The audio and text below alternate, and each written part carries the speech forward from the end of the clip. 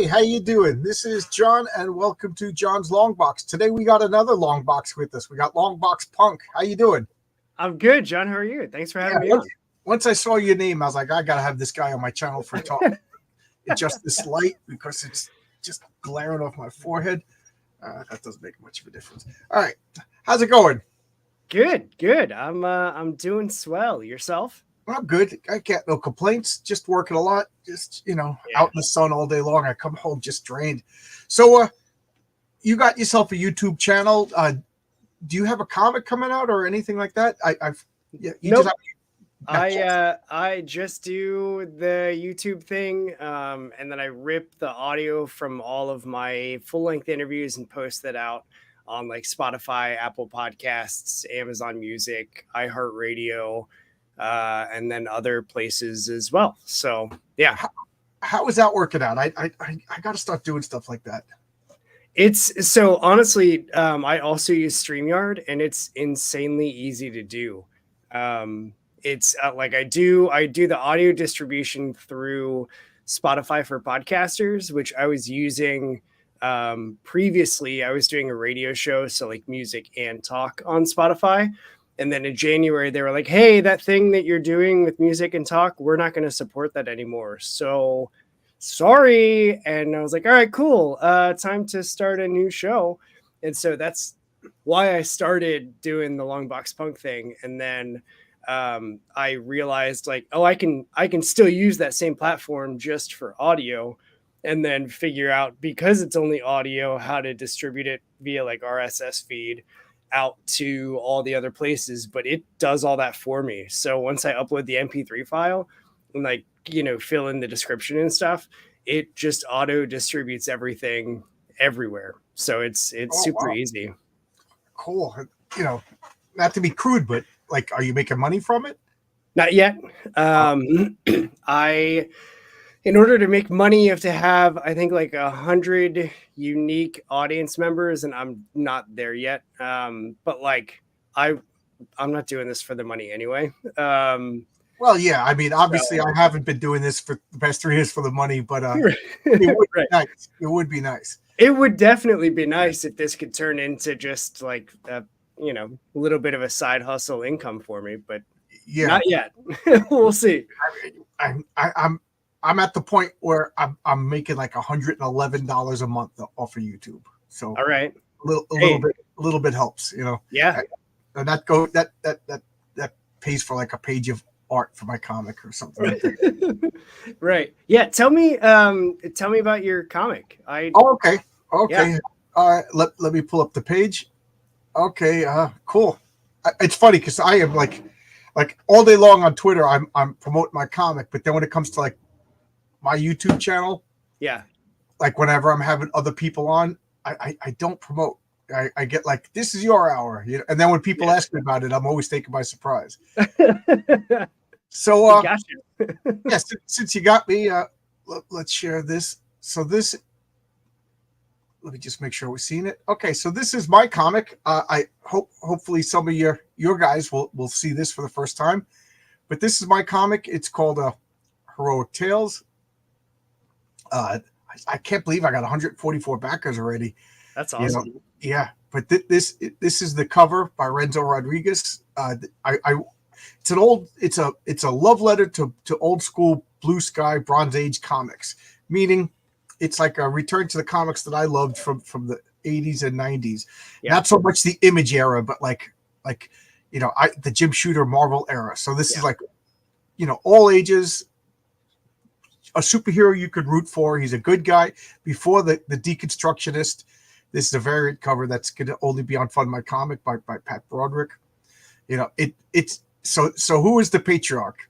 Well, it started out as an anthology. Every issue was going to have a different hero, but I don't think that's a good tactic. So I changed. Mm-hmm. So the patriarch is going to be the flagship character, and who is he? He is a loving father, a beloved husband, and superhero, good guy superhero. This is his family. This is what he wants to do. This is his home. This is the farm where his family lives. These are 7 children. This is his wife down here in the pink purple with the hat. Yeah. And but he has responsibilities. He's a good guy. He also has super senses, so he could sense when troubles are brewing. When you're a good guy with power, with great power comes great responsibility. So you can't relax when people are driving off cliffs and volcanoes are erupting. Yeah. So he's out doing superheroics. The problem is I'm not doing his origin in the first issue because I feel like Origins, everybody's kind of tired of Origins, and if you don't have any connection to the character, you don't really care. So his origin will be in issue 4. Okay, and that's a cool approach. Yeah, Doctor Strange, they just did his first adventure. A couple of heroes you didn't know their origins. So this is his 20th year as a superhero. So he's in his 40s. He's got the 7 kids. He got his powers when he was 20, and when his powers manifested, it was in public, right in front of the police were there. So everybody knows who he is. So that causes problems. So I'm not going to say they're hiding, but the family is off the grid because and you can see that caused some problems. The wife has some scarring over here. Yep. So so he's they're off the grid. He's again, they're not hiding, they're just making it difficult. And that itself is going to cause some problems with this family. And I mean, the kids don't want to grow up in the mountains. They want to go off and go to college and things like that. Yeah. So there's some family drama in that. But like I said, he's a good guy. It's not going to be a twist. He loves his wife. He loves his kids. But I'm trying to come up with a unique approach. Like, he has a public identity. Everybody knows who he is. But I don't want to get into the details about his family life. That's part of the story. But sure. He also uses his powers for monetary gain. Like he has super senses. So you'll see in this issue, he's providing for his family. I don't want to give away spoilers, but you'll see what he's doing. And in a future issue, he'll be hired to recover satellites. So he got some money. You know what I mean? I don't feel that would be unethical, using his powers to provide for his family. And he also, you'll see, he does a lot of charitable organizations because he has more than enough money than his family needs. And it's funny because the kids don't know he's rich. You know what I mean? They're farming for food and things like that. Yeah. So I just wanted to make positive masculinity. I don't even like telling the story anymore, but when I came up with the idea, I was like, I'm going to make a superhero that's just going to piss off everybody. He's going to be called the patriarch, and he has the male gaze and everything. And then the more I thought about it, the more I liked the character, and the more he became a real character. So, and I don't think characters made out of spite really have any lasting, quality. So he's everything positive about masculinity. He's a father. He's a husband. He's powerful. He's a role model, and he's been around for so long that when he shows up, all the other superheroes, the way a good Superman writer, when Superman shows up, even Batman has to be like, we're on our best behavior, Robin, So that's what he's like. And then this is like I said, an homage to old school. It starts with a bank robbery. You can't get more old school than that. So this is Boss Moxie. He was a construction worker foreman who just woke up one day, dressed like a 30s gangster, started talking funny, which you'll understand in future issues, and started robbing banks like in broad daylight. That's awesome. Somebody said to him, "You got a lot of moxie," and he's like, "I'm Boss Moxie." And then he got these beautiful showgirls as because he's doing everything as ostentatious as possible. Yeah. And I also wanted to show off some of Renzo's glorious artwork, and then Daniel's coloring is just phenomenal. Yeah, it looks great. And if you could look around, there's I don't know if Easter egg is the correct term, but there's things that'll, even in this page, there's stuff that you'll see later issues that'll pay off for people that are, getting every issue. This is the first thing that Renzo sent me. It was like, wow, look how cool this is. Look how cool that is. That's my character. I just sent him a chicken scratch drawing, and he sent me back that. So that's page awesome. 2. Yeah. And then, we could scroll down to all the art. I just showed off the first 5 pages because I wanted people to know they were serious. I got this metal coin, that I'd like to do for all the superheroes. Okay. Put their symbols on the back. Yeah. I got a pint glass, because the patriarch comes home and drinks. But I got to put up the images because 2 of the cards have been unlocked. So for every $1,000, we're going to unlock another card. And I this is the first time we ever talked, so I don't know. Are you into role playing games as well? I have never. I've only ever done like old school, like Sega Genesis, Super Nintendo RPGs. Oh, I'm talking about tabletop, pens and pencils. I haven't done any tabletop stuff. Oh, no, I can't find a group to play with. Where do you live? What Ohio. state? Oh, okay, you're too far away. But I still play role playing games. So my comic is inspired by a role playing game called Villains and Vigilantes. Okay. So I contacted the owner of Villains Vigilantes, and he gave me his blessing to put the stats. So the front is going to have the character, and on the back is going to have their role playing stats. I'm so excited. And then he even said, like, I was just asking him permission to do that. And he went, like, he goes, I'll do you one better. He goes, somewhere around issue 6, we'll collect all your characters and do a source book for Villains Vigilantes. Oh, that's awesome. I was like, oh my God. I was like, I got to do that. I got to do that. So I'm so happy. And then, the rest of this. But my big philosophy is comic books should be affordable. So the lowest I could go is $10 for the comic. Yeah. Which, I was doing some research, and a regular comic these days is like somewhere between $3.99 and $5.99. Yeah. But back in the 80s, even the direct market comics were double the price. So I feel I'm staying legit without gouging anybody, and it's a complete story. Yeah. Like, again, I'm not here to hurt anybody's feelings, and I'm not here to step on anybody's toes, but I feel asking somebody to pay $25 for a comic book and then waiting 9 months for the second part is a big ask. Yeah. So what I'm doing is I'm asking for $10, and you're going to get a complete story. If I need to tell a longer story, I'll make a longer comic, and maybe someday when I can close that gaps, maybe then I'll do 2-parters and stuff. But I just don't feel it's whatchamacallit. I don't feel that it's fair to ask that. So that's my campaign in a nutshell. Renzo's already sent me the first 5 pages of issue 2. We are chugging along. So we are going to start building the Kickstarter campaign, and there's going to be another exclusive cover just for Kickstarter. And then 2 months later, we'll do the Indiegogo campaign, and that'll have another exclusive cover on Indiegogo. I didn't reveal those yet because I want to save something for Kickstarter, and I want to save something for Indiegogo. Actually, I take it back. I did reveal them when I first got them. So if you want to go through all the back videos, you'll see somewhere along the line I spoiled it when I shouldn't have, because I'm like a little kid. I'm already like, Renzo, show the cover, because he's inking the cover for issue number 2. I'm already ready to show the cover for issue 2. Right. But anyway, as I was saying, it was an anthology. You got me talking about my comic. I'm sorry. It was originally an anthology, and then I said, I've been pretty much talking about the patriarch now for almost a year, and people are telling me that it's a real good idea, that they like the concept of fatherhood done positively, that it's something that's missed. And I agree. Absolutely agree. So I feel it would be a betrayal to go with somebody else, almost like a bait and switch. But I already have all of these scripts and ideas of all of these superheroes, because I'm trying to do like the Marvel universe, like introduce all the superheroes individually, and then the team will form. Yeah. So I've went with the idea it's going to be a flip book.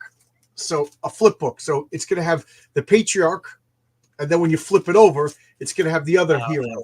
You know what I mean? So you're going to get 2 covers, whatever, you bag and board it the way you want. If you like the patriarch, you bag and board the other side. If you like the other character, you bag and board. And so you're going to get 2 complete stories for $10. Of course, you're not going to get 2 30-page stories. I can't do that. But, and then I'm putting, mock ads in it, like old Sea Monkey ads and things like that. Next issue, I'm thinking of doing like a daily strip, like that you'd see like in the old newspapers. It's a lot of fun. So there you go. There's my campaign. Please back, guys, because I realized there's one villain that I didn't make a card for, so I stopped the stretch goals at 8,000. But if we make it to 9,000, there's going to be another card, because there's unheroic tales. Ron Mosicki and Oscar Carano, they did a 7-page backup in Heroic Tales. It's the origin of Lucius Kane, who is the mayor of Science City. So, and if you know me, you know the politicians are bad guys. So Yeah. you're going to see how he started out bright-eyed, bushy-tailed, and started his villain arc. And it's funny because I'm trying to be all blue sky and everything like that. And when I got the art back, I said to Ron, "Is this okay?" Because there's a page that I'm like, "Oh, this might be pushing the envelope." And he was just like, "Yeah, I didn't." He goes, "I didn't think it was that bad until I saw it colored." And I was like, "It's in. So just keep in mind, the bad guys are detestable people. The good guys are good guys." Right. Somewhere around issue 3, I'm going to experiment with a superhero that crosses the line, because I kind of want to explore the idea of we need our superheroes to be good, because if the superheroes are the anti-heroes, you don't want them in the real world. Right. So there you go. There's my pitch. I've been talking about this, and I just realized I got a million comments, and you got me so excited to talk about my topic. So we'll address all the comments, and then we'll talk about your stuff. So Zach Tan, who's probably the most positive person on the internet, somewhere there's the anti-Zach Tan, and I hope they never meet, because the energy released by them two meeting would destroy the universe. But he is a positron in a world of negatrons, if that makes any sense whatsoever. Yep. I hope you're seeing us, because everybody else says we're doing fine. And then this is your YouTube channel, Longbox. That's me. And I wore my Longbox Strong shirt in honor of this. And Zach Tan is okay. Marcus could see. Okay. Oh, he refreshed. He's all good. Here is a link to my comic. So, I'm sure everybody who's watching this now, who is long term, I'm sure they all backed. 146 people. That's a big ask. I'm a first time, So thank you. I lift my coffee cup in your honor. This is your first campaign? Absolutely. It's my first campaign. Yes. And you already have 146. That's awesome. Yeah. Over $4,000. It's funny because you ask me tomorrow, I'll be like, I have a 446 backers. And then the day after, I'm like, I got 4,000. You know what I mean? People keep asking me of course I want more eyeballs, but of course I'm only asking to break even on the comic, Yeah. Because, I'm lucky enough to have a decent day job that I'm not relying on it, but Renzo is, Renzo and the colors, they're full-time artists. We got RJ Williams over here. Hail, nerds. I'm glad I'm not. Yeah. I'm not going to say I won't subvert expectations, because I don't want it to become predictable, but if it's a superhero, he's a good guy. If it's a villain, they're bad guys. And yes, I do think that sympathetic villains are interesting, but killing half the universe because you think there's not enough resource isn't sympathetic. I don't know where people think that. Not only is Thanos in the movies a bad villain, he's a stupid villain, because what's that?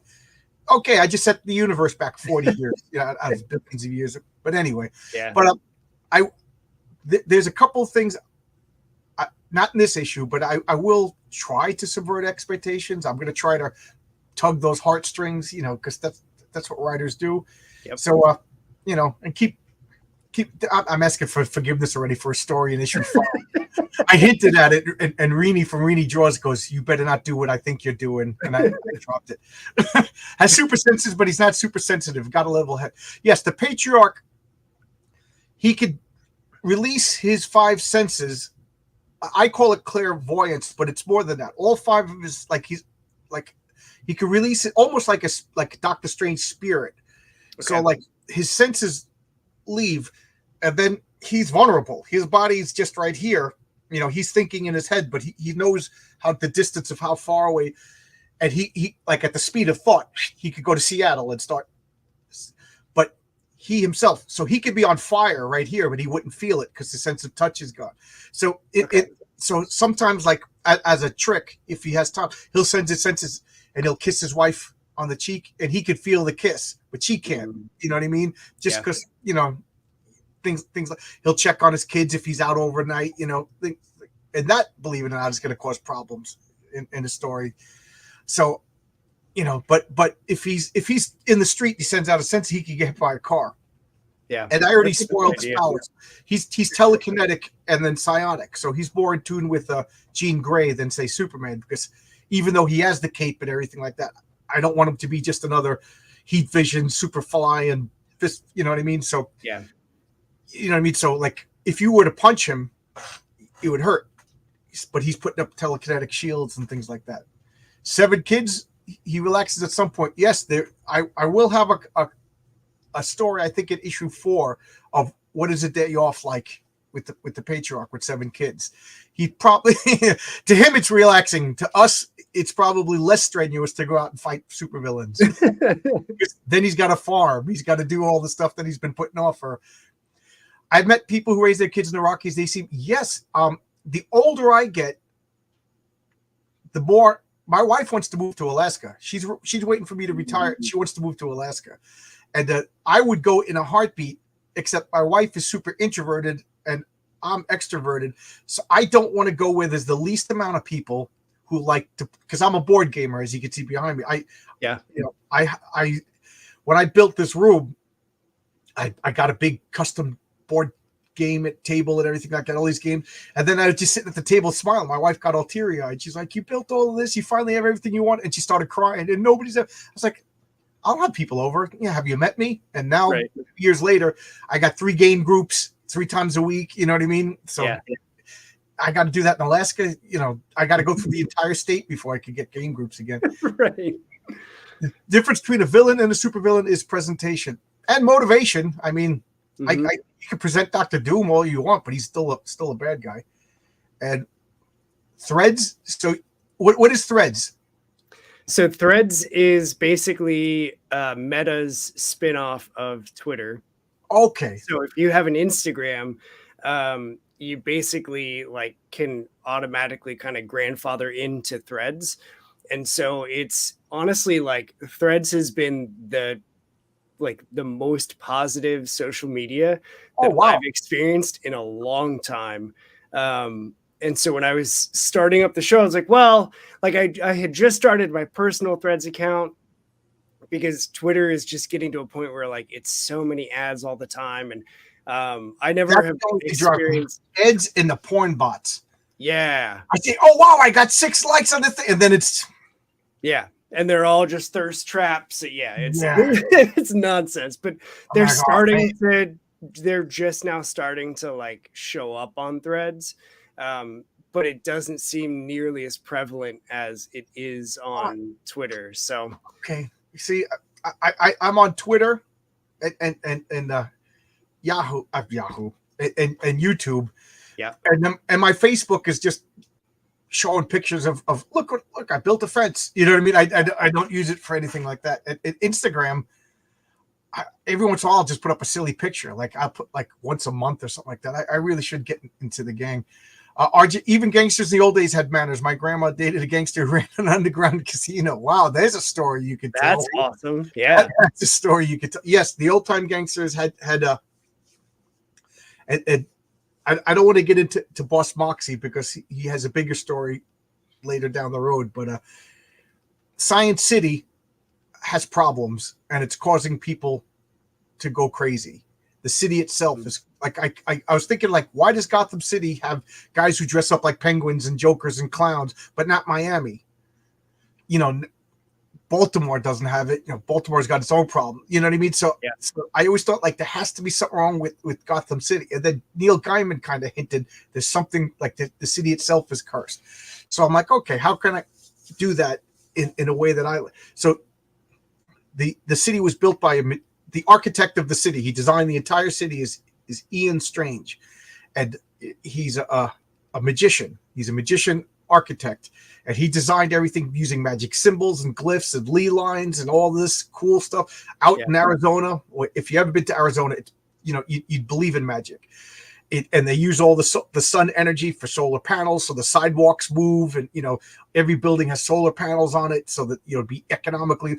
But unfortunately, Philip Manning, the industrialist, cut costs, changed things, put his own. You know, like when somebody adapts a book, they change it for a modern audience or put self-inserts. He literally put self-inserts in the town. So there's supposed to be a spire in the middle that focuses all the magic energy like a staff. Okay. Except he changed it to a statue of himself. So all the magic is getting dispersed and people are going crazy. You know, you guys know more about, because that's not even addressed in the first issue. It's hinted at in the second issue. But anyway, that's the kind of crazy person I am. So Boss Moxie, yeah, he's a crazy person. She had a story of a time the casino got robbed. They made older men drop their pants and left the ladies. Yeah. I play D&D in Colorado. Oh, okay. Oh, okay. And then, I'm in Colorado. Okay, we're making friends. We're making love connections. We got Ray. Ray was just here. How you doing, Ray? Texas. And okay, cool. If you play D&D, let me know how it goes. It's time we started a league of our own. Oh, cool. Okay, we addressed all the comments, and I already took up a half hour of our So, Longbox Punk, you intrigued me because you're a comic book and a punk rock guy.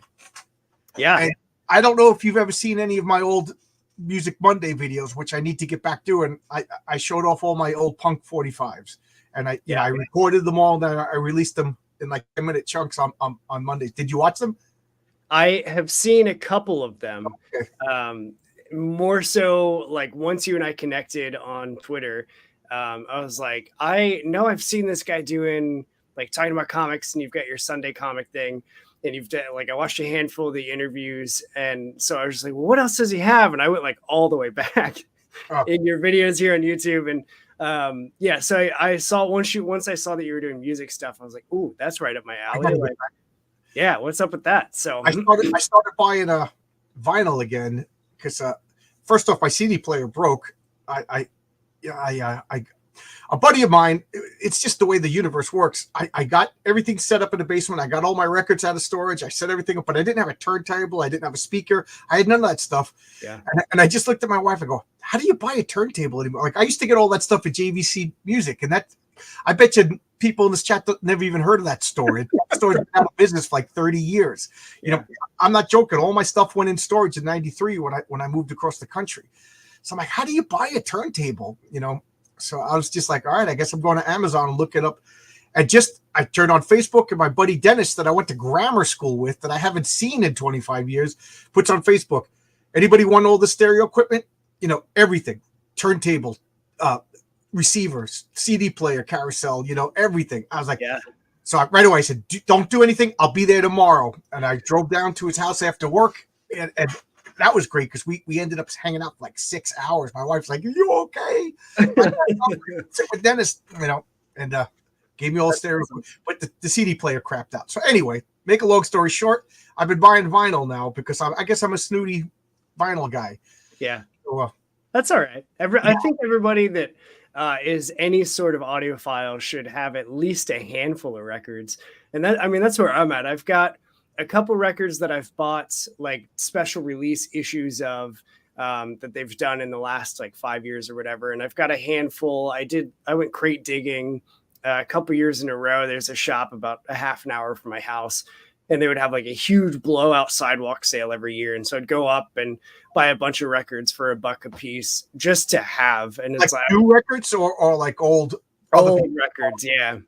Yeah. And I honestly, like, one of them is like recordings from, it was put out by NASA where they released the audio of some of the like spaceship commentary and some of space noise from rockets that were just like orbiting. And I was like, I'm a huge space nerd, so I loved when we just had the eclipse about a month ago or whatever it was. And so I saw that record and I was like, there's no way. And I put it on, and sure as shit, it's just like space noise. And I love it. I have to address this comment. I'm jumping the line, but this is my buddy Cam. We grew up together. We used to go to the same comic book store. Now we live in Florida. And he says, vinyl isn't snooty anymore. I mean, even Walmart sells. Yeah. It's funny because I have a vinyl of the Doors Soft Parade, and I have a CD of the Doors Soft Parade. So I was like, you know what? I'm going to play them both. And Cam I don't think I'm telling tales out of school. Cam got mad at me when I said the CD sounds a million times better. I'm sorry. And he gave me like, no, that's because of this. But I don't know. There's a place out by me called Mr. Cheapo's. And I remember I used to go there as a kid and get like old punk and old, you know, like MC5, you know, old vinyls of stuff like that. And it was like the go-to place because I went to school at Stony Brook. I live around Stony Brook now. So I was like, oh, Mr. Cheapos. So I went in there and I'm like, the first 45 I'm going to get the most 70s 45, not 45, the most 70s vinyl is Fleetwood Mac, Rumors. I was like, I got to get this album. You know, I have the CD, but it was $40. I was like, Yeah. You know, so now I bought it because I'm a jerk, but I'm like, I can't believe it was $40 for I thought it was gonna be like $5-6. Yeah. But I my old punk 45s that I haven't heard in years. You know, I used to go see local bands. Yeah. You know, that I don't even know if they're on CD, you know. Yeah. Okay, yeah, there's no funny business. Just D&D. Okay. Oh, and Oscar Carano is here. He's my colorist for Unheroic Tales. Did a phenomenal job. And then he drew a fan art picture of the Patriarch. People have been telling me how cool it is. I mean, I thought it was cool, but and then I saw he did art for my buddy Dan Sen, another guy who went to my comic book store, another childhood friend who does Argo 5 comics. And I'm like, could you draw a whole comic? Because I love his artwork. So I'm hoping, guys, back my comic, because Oscar will be giving Oscar work too. You know, Punk Rockers Unite. Yes. Oh, and just so people know, the Patriarch and his wife Marissa, they went to college together, and they didn't get along because he was an old school punker. His favorite two bands are the Clash and the Jam. She was a grunge music guy, and they fought. But one night while drinking, they united over their love of David Bowie. So there you go. That's content that's in my comp. Well, it's not in issue 1, but it's. I mean, that's basically real life too, right? It's also an old girlfriend of mine. We talking about David Bowie. You know, everybody loves David Bowie. So yeah. I don't think it makes me a good writer. I just think it makes an observation of reality. Right. Oh wow! I could go through the chat. I'm just waiting to see. I'm waiting to see if Cam. All right, I knew Cam was gonna have a response. I was never mad at you. I have tons of CDs and I love them. It's just that really depends on the music to me, and of course the pressing of the vinyl. Sometimes the silence of the format is. I will say this: on vinyl, I have noticed, and what do they call it? Artifacts. You can hear like sound from the studios and everything like that. Yeah. And I noticed that the CDs are cleaned, and I know that's because of the analog versus the digital. Yep. And sometimes, like I'll listen to like the Who, the Kids All Right album, and I'll hear artifacts. I guess the snooty word, and then I'll play the CD, and it doesn't sound right. And to correlate it to comic books, it's when I look at an old Jack Kirby Fantastic Four, and then when I look at a graphic novel collection of it or a trade paperback, and they redo the coloring, it doesn't look right. Yeah, like especially they do a lot of remasters of the Beatles, and it like I kind of like the low fidelity sound. I guess it's just you like what you're used to, you know. It's But anyway, I'm talking so much now because I already drank a pot of coffee. So tell me about some of your music. You can't be Longbox punk and not talk about music. Right? No, I grew up basically stealing my older sister's CDs. And so she was going through the 90s grunge stuff. So I stole like Alice in Chains and Bush, and then everybody in, I think, I'm gonna make a real crude joke, and I stopped myself just to let you know. But like, you know, and I saw her Metallica CD. Some of the Metallica stuff hung with me even after I started discovering bands like The Clash, like the Ramones, like Rancid. Those were my 3 bands that really like opened my eyes to like, oh, this is what music can be. It doesn't just have to be the like 90s grunge stuff. And so once I started listening to more and more of the Clash and the Ramones and Rancid, then I started finding other people that I was just talking about. I'm like, if I like something, I'm just going to talk about it. And I can't help it. And it just, so I was talking to everybody about like, oh, I just discovered this. And it was, you know, it was like they were the hot brand new music, and they were at that point already like, you know, 20 years already dead. And I was like, these guys are so good. But then like I started finding other people that liked the whole punk rock music, and then introduced me more. I get hyper focused on stuff. And so if I get interested in something, I just want to learn everything I possibly can about it. You're talking to the choir over here. I like a comic. I got to get every issue. I like the artist. I got to get everything that artist does. And if I like a band, not only do I have to get every record, but I have to get them in chronological order so I could see his musical growth. Yep. I get so mad. I'm like, oh, I just got it to Captain Beefheart, and then I bought. I bought Trout Mask Replica thinking that was his, and then I found out the guy had 3 albums beforehand. I was like, oh. Back to the hunt. Yeah. But yeah. So like, and I tell you, it was fun back then when, the pre-Amazon days, because just like comics and just like action figures, I would have to go around and find all the stuff. Now it's like, oh, I like a band. The record shows up at my door like 2 days later, which is nice and convenient, but I liked going to all the old record stores. I used to call it the A to Z. I'd go into an old comic book store, go to A, and just, make a big stack of back issues. I'd go to the record store, go to the A to Z. I loved all that stuff. Yeah. Yeah. I still, when it comes to like holes in my collection that I'm trying to find and that I've been trying to find for years, I know I could buy them on eBay. I just don't want to, because I like going to new comic shops. And then, anytime we go on like a weekend trip or whatever, I always look up any local shop that I go to and try and hit a couple. God bless my wife for like hanging with me as I'm just, elbow deep in long boxes looking for stuff. But yeah. And like, that's the excitement, right? Is trying to find the stuff. And then when you do find that missing issue that you're like, I've been looking since 1996 for this. It's just the greatest experience. Like, I remember as a kid, I was getting all the Star Wars toys. I was old enough to see Star Wars first run in the theaters. And then by the time Empire Strikes Back, because there's originally 12 action figures. I got all 12 of them real quick. Those were easy to find. But by the time Empire Strikes Back came out, it started to become a challenge to get them all. And I remember like, I wasn't allowed. I was so young. I wasn't allowed to ride on buses yet. So I went out, and I'm going to somebody, and I snuck on a bus, and I went to 2 towns over to a Play World, another store that doesn't exist anymore. And I went in, and I just remember going through the peg rack, Princess Leia and the Bespin clothes, Princess Leia and the Bespin clothes, Princess Leia and the Bespin clothes. And then it was like, oh, Gamoran Guard. Oh my God, the Gamoran Guard. And then I bought it, I'd have to rip the packaging, throw it away, stick the toy in my pocket so my mom wouldn't see, and then sneak it, once it came to my desk, she didn't know what toys I had. And then I was like, oh, okay, now I need Lando Calrissian, and then the chase begins anew. That was so much fun. Yeah. Nowadays I want this. 3 days later, it's at your house. Yep. Yeah, and it kind of goes into even like the streaming shows on TV. Did you watch the X-Men 97? No, and you know why? Because I didn't watch it in 97. Okay.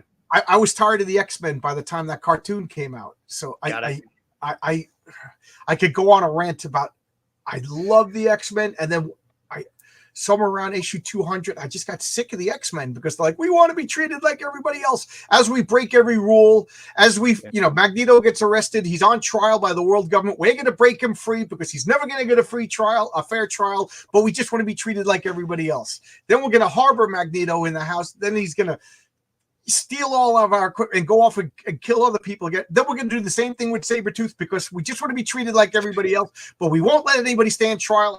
So I was like, I'm out. They're not heroes anymore. So, and then by the time the cartoon came out, I was like, I don't want to watch a cartoon about villains. And I know people get mad when I say that, but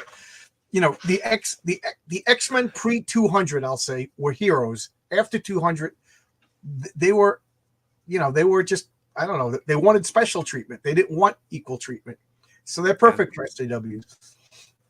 Yeah. So the thing that 97 did well, aside from like everything, I'm also a huge X-Men fan. Like this whole wall is all X-Men art.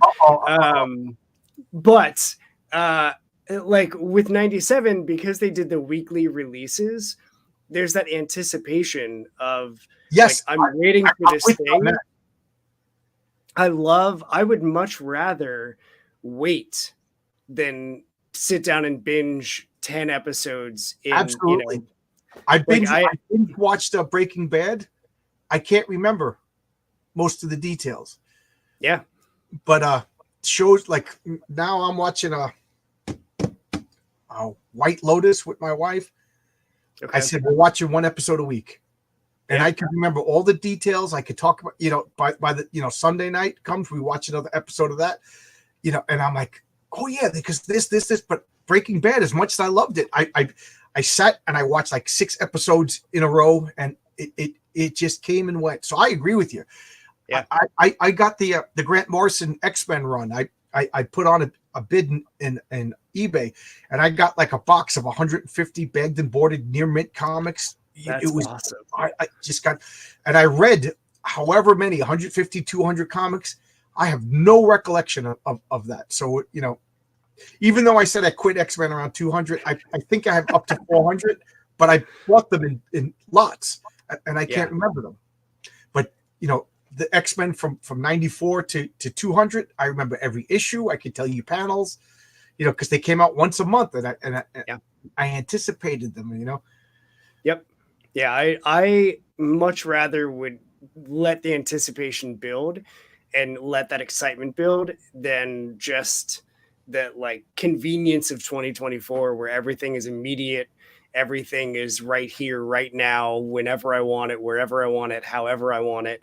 Like I would much rather, drive to the 7 comic shops that I have within an hour and a half of my house and search every single one of them for missing issues or, trying to find a sweet deal on something or, see if they have any like bundled complete arcs that I can pick up. I would much rather do that than hop on eBay where I know I can find 67 copies of the exact issue I'm trying to find because I want to find it in person. I forget what issue of Elephant Man it was, but nobody had it. Like I was desperate. Like I collected that series. I think I started around issue 30 and then I got all the back, but I think it was issue 19. It was the cover with Miko that she's like this and she's in a sexy pose. Mile High Comics didn't have it. I couldn't get it on Amazon. I couldn't get it on eBay. Nobody had this comic. And I was just like, it's a one issue. So everywhere we went, I looked for comic stores. So, we would go to New Jersey to visit my sister and I would go to the comic stores and nobody had. So unfortunately, my mother-in-law passed away and she was in Vancouver. So we had to fly out to Vancouver to clean out her apartment and, get all of her, rings and photographs, stuff like it. It was a very somber. And I was like, I'm just going to go for a walk. And my wife goes, why? I said, I need to get out for a walk. It's kind of sad. And maybe there's a comic book store. She goes, there's no comic book store. I go, there's one right there. Like across and I walked into it and I went and they had an Elephant Man little thing with only one comic, number 19. I was like, oh my God. That was like the last quest that I went on. You know what I mean? Yeah. So, I was like, oh man. So I know exactly how you feel looking for stuff. And that's how desperate I was because I don't like to use Mile High Comics. They will have it, but it's the most expensive comic book site ever. So yeah. So that's how desperate I was. But anyway, I know exactly what you're talking about. Look at that quest to hunt it down. It's there's something about making the effort that makes it fun. Now we're sounding like 2 old men. In my days, I actually had to make an effort. And that's also why I don't like just reading the comics on the phone. Like I like to get it up, sitting in my chair, feeling the paper. Yep. Oh, and I just want to say Stiff Little Fingers and the Damned are 2 of my favorite bands. So I didn't know that they were still touring.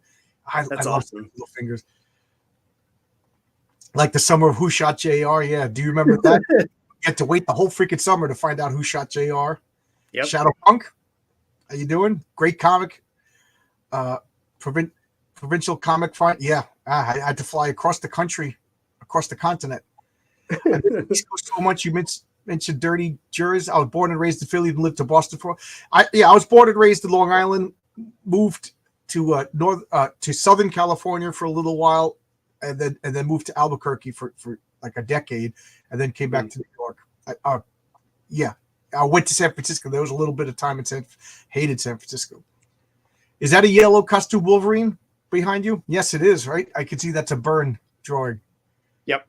Is that a tin plate? It's a tin. Yeah. Yeah. Yeah. My I think my mom gave it to me. She was like, you like comics, and like had no idea, but she just knew that I was into it. And so she like picked it up when she saw it. And I was like, no, it's going on my wall. Thanks. Of course. Yeah. Like as much as I'm into comics now, I used to be into board games and toys, action figures, stuff like that. I just ran out of room and money, once you buy a house and everything like that, you gotta budget. But I used to actively go out of my way to look for bands. Like I was like snooty about it. I knew about this band first, and I delighted in being the guy who knew more about the most exotic punk band than anybody. And I would get mad when my friends found out a band. Damn it. Used to be mine. Yeah. And it's funny because I like, okay, let me ask you, what is the new to you band that you're into right now? Like that you right just now? Yeah.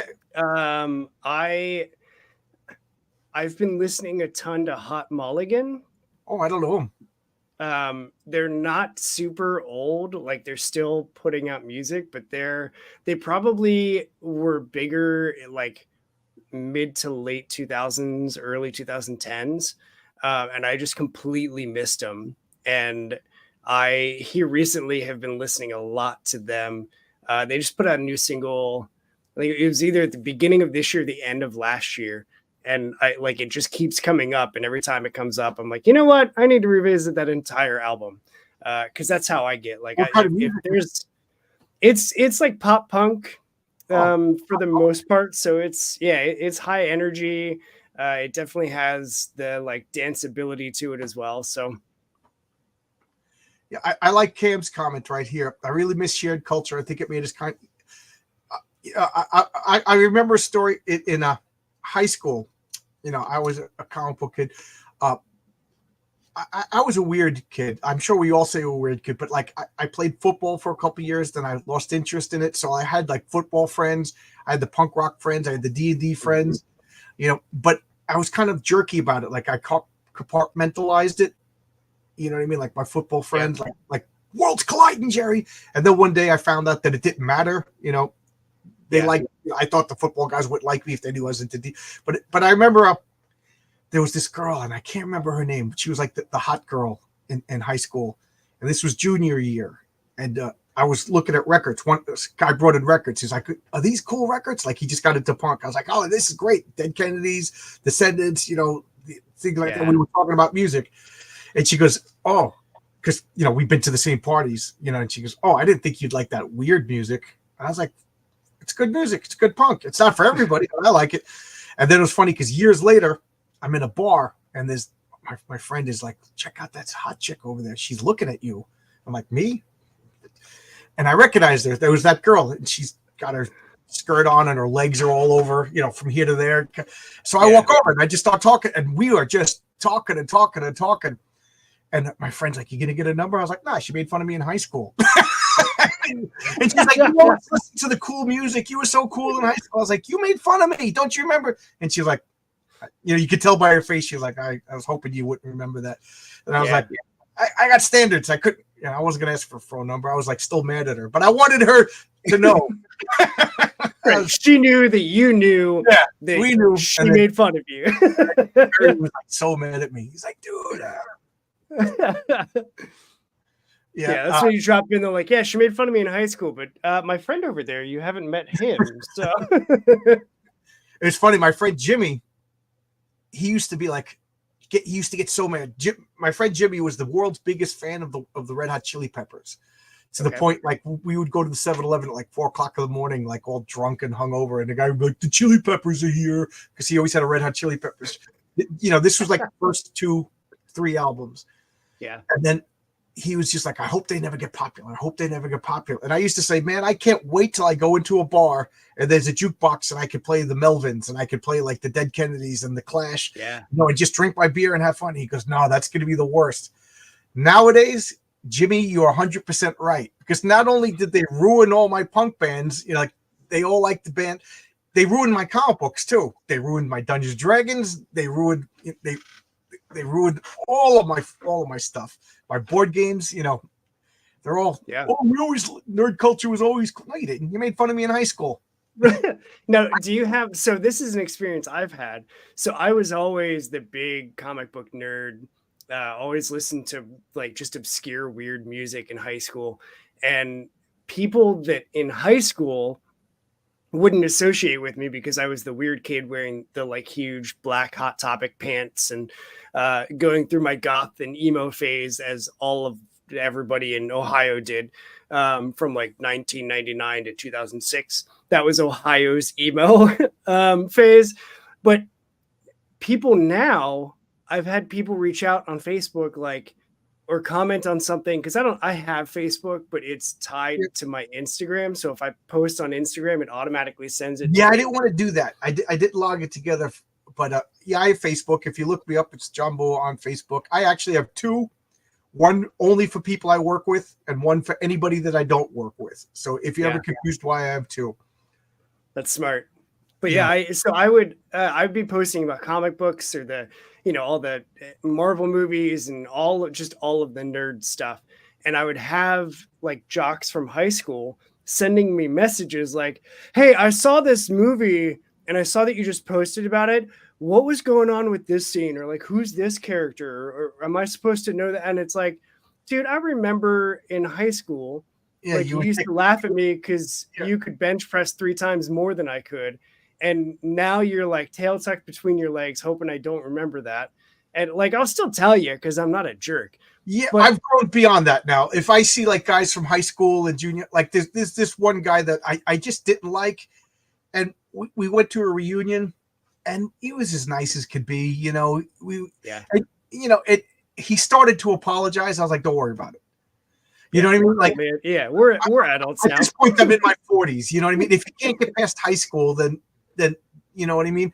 Yeah. And then there was this one kid that I was mean to him, and I saw him in the bar, and he's sick. He doesn't have long on. I just bought him a drink, and we were talking, and he was like, "John, don't worry about it." And it felt like he would have been my Flatliners if you ever saw that movie. You know what I mean? I felt so bad, but he's a better person than me, and that's how I started to feel like afterwards, because I saw him like I think in my 30s, and then in my 40s when we went to this big reunion, I was like, I remembered him. If he could forgive, and this, and he's still alive. I think he's beaten his illness, which is outstanding. There you go. Yeah. And he moved to Alaska, so I'll have at least one friend in Alaska. Yeah, right. You'll have one gaming buddy up there. Yeah.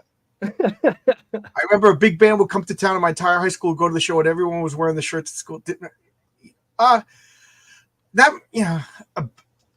That's funny that you said that, Cam, because I think are you talking about like the super groups? Because I remember like when I was in junior high school, it was like everybody liked Led Zeppelin, everybody liked the Who, you know what I mean? And but when I was in high school, it was like everybody. I got into. This is going to sound awfully pretentious, but I got into like grunge right at the beginning. Like I forget what band it was, but that band led me to Sub Pop Records. And then I collected everything by Sub Pop. So then by the time like Soundgarden started to make it big, like I was like, yeah, I got all their 45s. I got all their So that was like the last, like grunge to me was the last like supergroup era where everybody was into the bands. Yeah. Like nowadays, I'm an old man now. So I don't know. What are my nieces and nephews like? Are there bands that everybody likes? Like I don't know, like Taylor Swift, is that all there is? It's her, and I might be partial, but Blink-182, now that Tom is back in the band, like we went and saw them in Cleveland last year, which was their first tour as like Tom, Travis, and Mark back together again. And they were selling out arenas like all over the nation. And again, I could be totally biased because they're like my forever all-time favorite band, because every album of theirs, like for me, marks a different time in my life. And so every album, like, oh yeah, I was going through some shit when I was listening to this album, and it'll just take me back to that. Yeah. Or if it's like, oh, I'm feeling really down. Isaacs without thinking about a horrible breakup.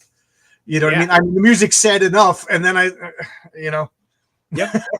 Yeah, but I don't talk to many people when I mention Blink-182. They're like, "Oh, they suck. I don't like them."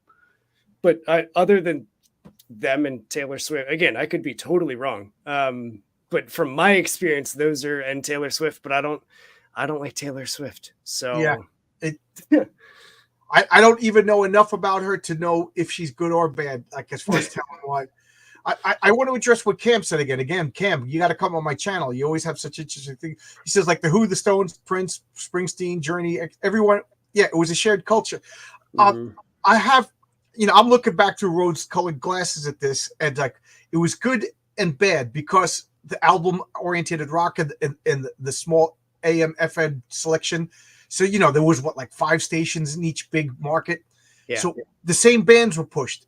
Like when I moved to Albuquerque, everybody was still listening to the same bands. Like it really was like a shared culture, and I hated it at the time because I was a rebel, Dottie. Rebel, and I was into all the punk rock, and Yeah. I was. How can you listen to Bruce Springsteen? This guy sucks. You should be listening to Green River and Mudhoney, and blah blah blah. And these no-name bands, and getting mad at them. And now I look back, the internet, as good as it is, you and I are talking, and I'm making comics, but and I used to say that I can't wait. At some point, I remember saying there's going to be a digital radio where there's going to be thousands of stations. I was predicting the internet back in the 80s, and I was like, there's going to be everybody could listen to me, and it's going to do away with all this album-oriented rock and the big stadium bands and all these little bands. And now we have it, and now we got Taylor Swift. It's the same.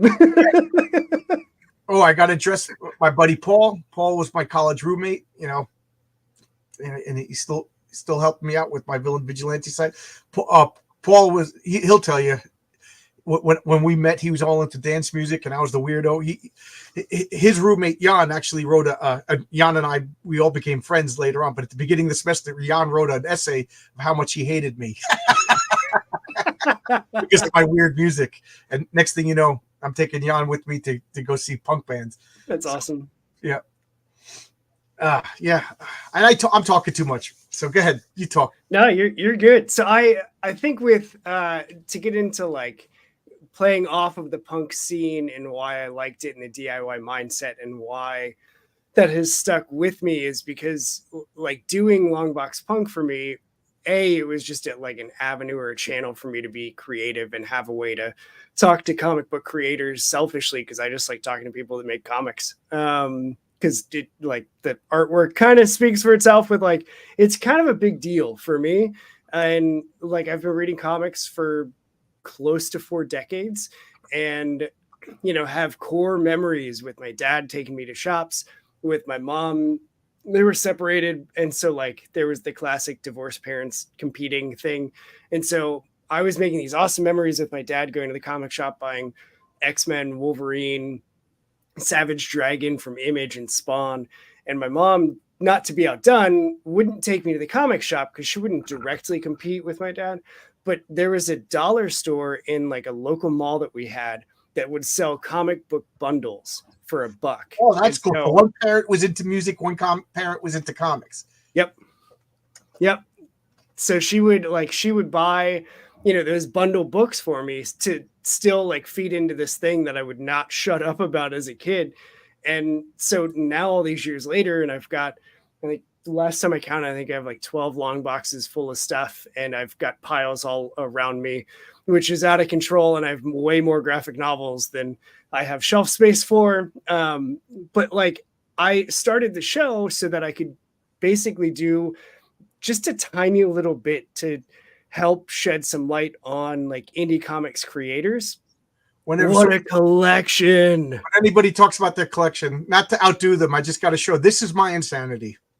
That's what, but look how organized that is. Like I'm actually looking at piles of of books that are unsorted, living just in anarchy over here until I get I'm getting library shelves finally built in the basement. And then once I do, then I can actually like properly organize things and get it to where my OCD is happy. Because right now I'm just like, it's just chaos. It's just, I have stuff all over the place.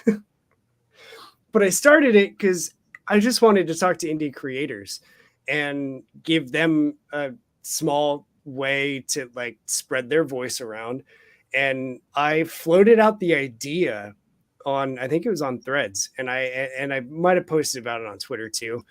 And within like a week, I had already had 3 people reach out like, hey, if you do that, and like once you get it up off the ground, I would love to help out and come on the show and talk comics and music. And so it was just like, all right, well, I guess this thing's happening now, so I should probably figure out how to do this. And so like my degree and background is in broadcasting. I've been doing like radio shows in some capacity for the last 15 years. And so like that part is easy for me. It like talking and, you know, like I told you, like I'm totally down to just be impromptu because that's all I ever do. I had a few like big name comic guys like not want to come on the show just because I didn't give them an itinerary. You know, yeah. I'm like, I just say hello and start, you know, but I understand some people that scares people. You know, my wife would never come on my channel. Right. You know what I mean? Same. So I'm sympathetic to that. So I was trying to come up with an itinerary, but they were just like, nah, you know. Yeah. I don't know what I'm going to say. Sometimes things are coming out of my mouth. I'm like, am I really saying this? Yep. I like to tell my wife, like, half the time that I'm talking to people, I just black out while I'm talking. And then after the fact, I'm like a shark. My eyes roll back. Right. But yeah, so I mean, like I publish on Sundays. And then I also have been doing at least one live stream during the week, mainly because I don't want to tell people no. Like I'm being so young, like I only started this the Ides of March is when I started this year. And so like the fact that I've already had, I think 13 interviews recorded, I've got stuff scheduled out through the end of June already, which is insane to me. And like I'm over 400 people on threads that follow me and like are actually interacting with posts. You gotta come back because I spent most of the time talking about me, you know. Yeah, absolutely. And actually, just something that I can plug real quick. Sure. There is a virtual creator con happening on Sunday, June 2nd, that one of the Longbox Punk alum, John Ward, who's based in Vancouver, he just started doing. It's going to be a quarterly thing. I don't have the link right in front of me. What is it exactly? So it's a virtual Comic-Con. It's a 1-day shot, 9 to 5 Mountain or Pacific time. So for me being East Coast, it's like noon to 8. But it's basically he's got some featured creators that he's talked to. There's going to be like virtual tables. So basically there will be I don't know how he's got the website set up. Oh, do you have the link? I can get it actually pretty easily. Put it in the private chat and then I can put it in the public chat. Cool. And put it on Twitter and at me. This is something, you know, I'm curious too. Yeah.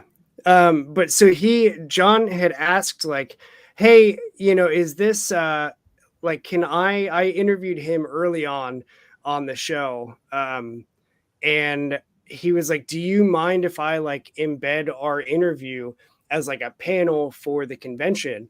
And I was like, no, do you need anything else? Cause I will give you all of the, like, use any of my stuff. Here is that. And so like he listed me as one of the featured creators, which is wild. And we're going to be, he wants to put one on every quarter. Oh, cool. And so I think we're going to try and figure out, because I think I'm more with my broadcasting background. I think I'm more tech savvy with what we can do with, you know, doing a live stream during the event for the next one. And so I think we're going to try and figure out like how we can either do a live Q&A with some creators. Oh, cool. Or do like a live portfolio review where people like, where, you know, some of the creators can go through and show off their portfolio and then get like live feedback from the creators that are part of the event. So I think it's super unique. And I think it's going to be really cool because, like I said, he's based out of Vancouver.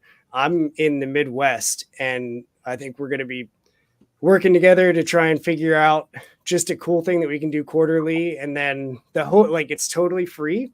so you don't have to pay to like tune into anything or see any of the videos. And then the hope is like that you'll go to the creators' storefronts and then purchase stuff directly from them like you would at a con. But costs for creators are like insanely low because it's just going to their websites, right? Yeah. Like you don't have to rent to buy a table or a booth or travel or any of that stuff. People keep asking me, do you want to do Comic Cons? I said, I'd love to, but I got nothing to sell. Right? Yeah. Right.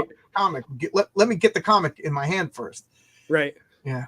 So yeah, like it's something that I think is going to be really cool. And again, like it's totally free, it's unique, and it's the first one. So we're definitely going to be learning about it. Keep reminding me because I'm in my dotage. I can't remember. I'm forgetting to send people the invites to our chats. Yeah. Wondering, I'm sitting there waiting for them, and I never sent them the invite. That's where. Do you play any instruments? So I tried to learn bass guitar. I understand how it works. I just don't have the coordination to make it work. I took piano for 6 years. Okay. And I just lost all the dexterity in my fingers. I just can't play. Like I can barely read music now because it's something that I just haven't kept up with. Yeah. But I would love to. You know, my brother just has like a natural aptitude for music. You know, so I like going to his house. His two boys, like one of them will just play the drums and then pick up the guitar. You know what I mean? And yeah, I just can't do that. Yeah, I love to do that. I grew up, and a ton of my friends in high school were like, they were the acoustic guitar bros that knew every John Mayer song. And I was just like, I don't one of these things is not like the other. And it's me, because I can't play guitar. Like they all had the long flip hair, and I had the faux hawk, and they were all wearing like Abercrombie polos and khakis. And I had holy jeans and band t-shirts and leather jackets with pyramids and patches stuck to it. And it was like, how are we friends? Are you still in the chat? Do you have any pictures of me with my mohawk? You know, because I remember we got drunk once and I did the whole like real thin.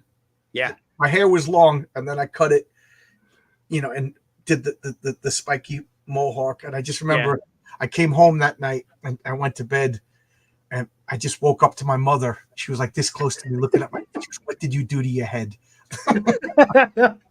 Yeah, my mom always used to tell me growing up, like, I can handle anything, just do not come home with blue hair. So naturally, I only wanted to have blue hair. Right. And then I saw SLC Punk and I was like, Steve-O has blue hair. I want blue hair. And so I did the like very electric blue hair for quite a while. And then I switched it to just a colored patch in the front that I would change just that patch. I never tried my hair, but I always wanted to do the shocking platinum blonde, just to see what it would, I think I would have looked weird. In pre-beard days. Oh yeah. I could only grow like right here, and so any facial hair I could.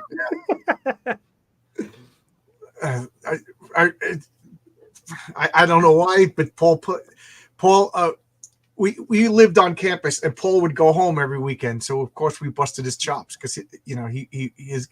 We went to school on Long Island. Everybody lived on. Paul would go to visit his girlfriend, and we would. So one day we would just, I don't know, we got drunk. It made total sense at the time, but we were ridiculously drunk. So do you know the band Polka Side? They were a punk polka band. No, there was a couple of punk polka bands. So Polka Side. I love that. But then there was another one called Rotund. And we just put this vinyl on over and over and over. And we didn't have lederhosen. So, of course, we're in boxer shorts and muscle T-shirts. As you do, yeah. And we were just dancing around a garbage can full of beer, just drinking and sing. And people were coming in because there was like only 5 of us. We were making so much. And then Paul is like, you know what? These guys, they're always having parties and, you know, they're busting my chop. So he's going to bring his girlfriend to the dorms for the first time to introduce us to everybody. And he opens up the door, and we're dancing to polka in our underwear. What a story! Yeah. He just said, "Oh, I forgot about this. You had a mohawk when you met my wife the first time." She was like, "What?" Yeah. I think I was tripping on mushrooms too when I met your wife. Yeah, that's why I have to laugh at. I was about to say something I shouldn't say, but going on in Comicsgate, we all got pasts, ladies and gentlemen. And if you don't have stories in your past, you can't be a writer. I'm sorry, but if you grew up like straight and narrow, you know what I mean. Every story that we write is something from our past. So let's just say. I built up some interesting stories. I had to get through that beer. Yeah, we would stack beer cases to the door, and then Paul comes through. I forgot about that. And then, if I remember correctly, Paul, did we like forced you to drive us to White Castle? And I think we all passed out in the car eating White Castle on the way back. That was fun. Yep. I mean, who hasn't passed out eating a cheeseburger and then woken up, finished the cheeseburger, and then gone into the house? One of our roommates was this guy Craig, and I just remember he's like, "Oh, let me have one," and then he passed out with the White Castle in his mouth up at like noon the next day, and finished it. Oh, I have a cheeseburger! Awesome. Yeah, probably. Yeah. Okay. Yep, I had the Wendy Williams. Yep. But I have to go because at 8:30 I have Comic Book Team Up with RJ and Matt Barr, same channel, in 15 minutes. But we barely scratched the surface about talking about music, and now Courtney wants to come on and talk about music. So that would be fun. Have a music. So message me, please do, and we'll set up something right away. Because I haven't been scheduling a lot of talks because I knew overtime was going to be starting. So I have a lot of free schedules in the next couple of weeks.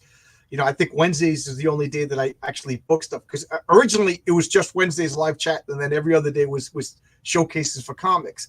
And then everybody kept saying, I have a campaign, and just like you, I have a hard time saying no to people, and it's fun.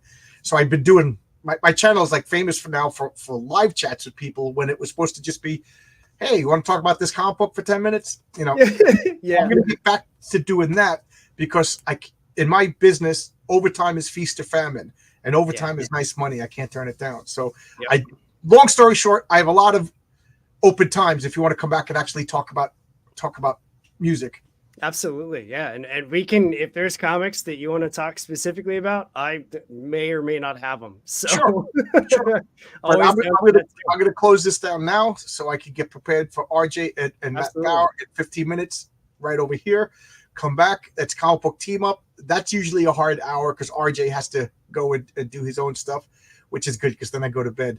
But this is fun. And again, I talked too much and didn't give you so yeah, come back. I'm talking like in a week or so if you got time, So we'll start right away and we'll talk more about music. Yeah, I'll figure out my schedule and we'll be in touch. I appreciate the time, Joe. Yeah, and Courtney, you too. Let's talk. She was. I'm trying to think if I have any records by Fang. She said she was in a band called Fang. But anyway, that's awesome. I could talk again. All right. See you guys in 15 minutes. Same channel. Bye-bye.